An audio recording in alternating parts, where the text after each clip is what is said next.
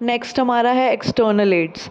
तो external ads तब हम यूज़ करते हैं जब हमें इंटरनल एड से कुछ भी नहीं मिलता है, हमें बिल्कुल पता नहीं चल रहा है कि एक्चुअली इंटेंशन क्या थी ऑफ द लेजिस्लेचर।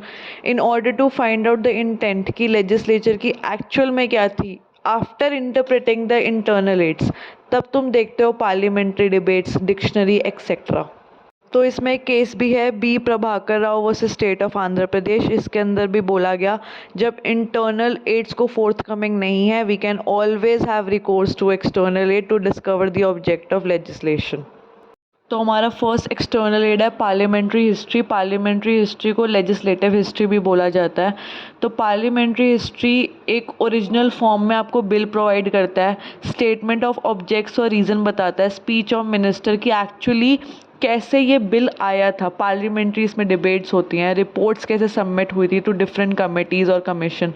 वैसे इन्हें यूज़ नहीं करा जाता as an aid to interpretation initially, पर ओकेजनली एधर्ड जब उनका एक्सपाउंड करना होता है तुम्हें ट्रू मीनिंग, तब इसे यूज़ कर सकते हैं।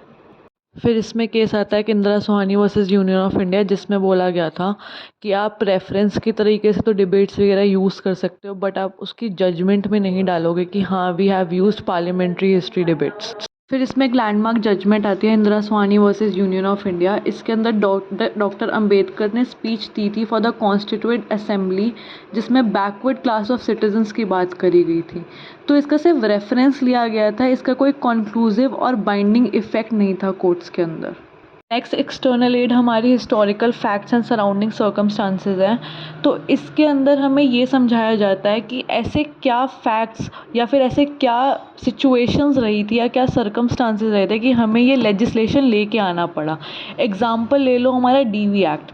तो अगर हम डीवी एक्ट का इंटरप्रिटेशन करने बैठें तो पहले हमें ये देखना पड़ेगा कि ऐसी क्या सिचुएशंस थी जिस वजह से हमें ये एक्ट लेके आना पड़ा। नेक्स्ट हमारा फॉरेन जजमेंट्स है। तो फॉरेन जजमेंट्स बेसिकली हम टॉर्ट्स में या कॉन्ट्रैक्ट में देखते हैं। बहुत सारे हमारे फॉरेन जजमेंट है बिफोर 1947 प्री इंडिपेंडेंस एरा के अंदर बहुत सारे ऐसे केसेस आए थे जिसके अंदर उनकी वैल्यू, परसुएसिव वैल्यू, जब कोई पॉइंट नहीं है लॉ का, या अमेरिकन डिसीजंस क्या थे, फंडामेंटल राइट्स क्या थे, ऐसा सब कुछ देखने के लिए। देन कम्स हमारा डिक्शनरी। जब कोई वर्ड हमारा डिफ़ाइन नहीं होता एक्ट के अंदर, तब हमें परमिट किया जाता है कि हम डिक्शनरीज़ को यूज़ करा जाए। बट कभी कभार डिक्शनरीज़ को अच्छा एड नहीं माना जाता, क्योंकि जो डिक्शनरी के अंदर मीनिंग होता है और जो हम केस के अंदर जिस कॉन्टेक्स्ट में यूज़ कर रहे होते हैं वो डिफरेंट ही होता है बिल्कुल ही। Then comes the reference to other statute. इसे पैरे मटीरिया कहा जाता है।